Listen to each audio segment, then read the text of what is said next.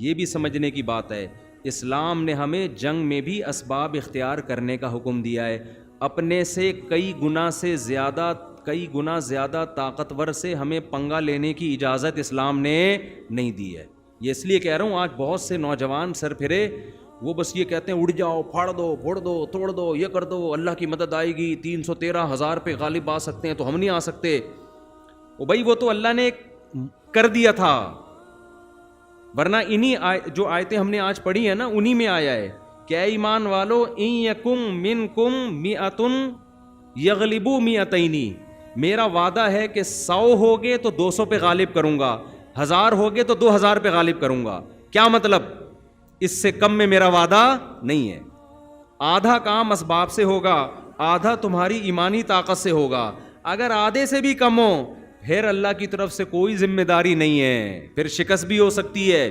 اسی لیے تمام فقہا کا اتفاق ہے کہ آپ اگر خود کسی ملک پہ کسی دشمن پہ اٹیک کر رہے ہیں تو یہ آپ کے لیے شرعاً اس وقت تک جائز نہیں ہے جب تک آپ کے پاس ان کی طاقت کی نسبت کم سے کم آدھی طاقت نہ ہو. آدھی سے کم ہے تو پھر آپ کو پنگا لینے کی اجازت نہیں ہے, کیونکہ آپ پھر خودکشی کہلائے گی. یہ نہیں, یہی بات میرا خیال ہے. اس کی مثال ویسے بھی ہے نا, 10 آدمی آپ سے لڑنے کے لیے آ رہے ہیں, آپ نے کہا نعرہ تکبیر لگا کے میں سب سے لڑوں گا.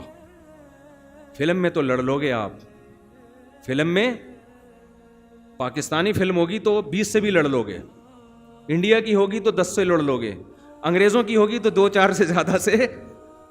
لوگ کہتے ہیں نا, ہم بھی بچپن میں اللہ معاف فرمائے دیکھی تھی, توبہ کر لی تھی, تو اس میں دکھاتے تھے, پاکستانی میں دکھاتے تھے کہ دشمن وہاں کھڑا ہے, مکہ آپ نے یہاں سے مارا تو وہیں سے گر گیا جا کے نا, اور 25-30 آدمی اور لڑک گئے. انڈیا میں تھوڑا اور ریئلٹی دکھاتے تھے اور انگریزوں میں تھوڑا اور زیادہ دکھاتے تھے. تو یہ فلموں میں تو بہت ہوتا ہے اس طرح, لیکن گراؤنڈ ریئلٹی کو دیکھ کر جو اسلام نے حکم دیا ہے کہ آپ کو حکومت کے خلاف بغاوت کی بھی اجازت نہیں ہے جب تک کہ آپ کے پاس اسباب کی دنیا میں اتنی پاور نہ ہو کہ اسباب کی دنیا میں آپ کو غالب گمان ہو کہ ہم اس پہ قبضہ کر لیں گے. پہلی شرط. دوسری شرط کہ قبضہ کر کے اس ظلم کو ختم بھی کر دیں گے, اتنی افرادی قوت ہمارے پاس ہے کہ وہ نظام کو کنٹرول بھی کر لیں گے. ورنہ ایسا نہ ہو کہ آپ نے قبضہ کیا اور اس کے بعد آپ کے پاس ملک سنبھالنے کے لیے لوگ ہیں نہیں, اور اس کا فائدہ اٹھا کے کسی ملک دشمن نے آپ پر حملہ کر دیا. یہ ایسا ہی ہے جیسے آپ نے ایک پھل کاٹا, نیچے ٹوکری آپ کے دشمن نے رکھی ہوئی ہے, وہ کاٹا اور وہ پھل لے کے نکل لیا. تو اسلامی ملکوں میں یہ بھی بڑا مسئلہ ہے. بہت سے لوگ بغاوت کی باتیں کرتے ہیں. بھائی آپ نے اگر اسلامی ملکوں میں آج بغاوت کی, رزلٹ آپ کے حق میں نہیں آئے گا, بلکہ رزلٹ کوئی اسلام دشمن قوتیں اٹھائیں گی, اس کا فائدہ ان کو فائدہ ہو جائے گا, اس کا آپ کو نہیں ہوگا فائدہ. تو یہ تمام گراؤنڈ ریئلٹی کو شریعت نے سامنے رکھنے کا حکم دیا ہے.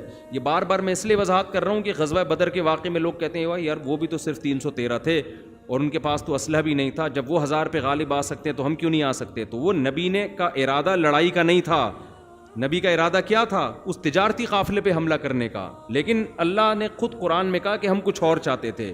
ہم چاہتے تھے اسلام کا ایک معجزہ دنیا کے سامنے ظاہر ہو جائے اور صحابہ کو موٹیویشن ملے کہ کتنے کمزور تھے, اللہ نے تمہارے نہ چاہتے ہوئے بھی تمہیں بہت بڑی طاقتور جماعت سے لڑا کے تمہیں فتح دے دی ہے.